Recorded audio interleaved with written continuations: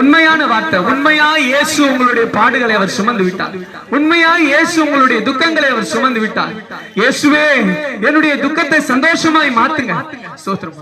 இயேசுவே எங்களுடைய பாடுகளை நீர் ஏற்றுக்கொண்டீர் என்று அந்த தம்பி சொன்னாங்க. என்னுடைய இந்த பிரச்சனையை மாற்றி எனக்கு ஒரு சந்தோஷமான வாழ்க்கையை அமைச்சு கொடுங்க, எனக்கு இதுல இருந்து விடுதலையை கொடுங்க. இயேசுவை நோக்கி நீங்க கேட்கும் போது இயேசு உங்களுக்கு அதுல இருந்து பரிபூர்ணமா விடுதலை தருவார்.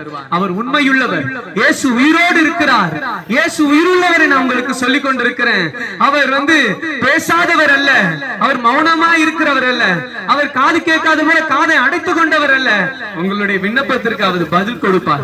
உங்களுடைய கூக்குரலை அவர் கேட்டு உங்களுக்கு பதிலை தருவார். அருமையான சகோதரனே, அருமையான சகோதரியே, இயேசு உங்களை நேசிக்கிறார். உங்களை அவர் வாழ வைக்க விரும்புகிறார். உங்களுக்கு புது வாழ்க்கையை அமைச்சு கொடுக்க இயேசு விரும்புகிறார். பிரியமானவர்கள், யார் என்னை விடுதலையாக்குவார்? என்னால் இந்த பழக்கத்தை விட முடியலையே, என்னால் இந்த குடி பழக்கத்தை விட முடியலையே, நான் வேண்டான்னு நினைக்கிறேன், மீறி அந்த தவறு செய்கிறேன்னு சொல்லி கவலையோடு இருக்கிறவர்களே, உங்களுக்கு தான் இயேசு சொன்னார், குமாரன் உங்களை விடுதலையாக்கினால் மெய்யாகவே விடுதலையாவீர்கள் என்று. இயேசு விடுதலையாக்கினால் மெய்யாகவே விடுதலையாவீர்கள். உங்களுக்கு சமாதானம் உள்ள வாழ்க்கையை இயேசு தருவார். அவர்தான் சமாதான பிரபு. அவர் இல்லாம உங்களுக்கு யாருமே சமாதானம் தர முடியாது. அவர் இல்லாம உங்களுக்கு யாருமே சந்தோஷமான வாழ்க்கையை தர முடியாது.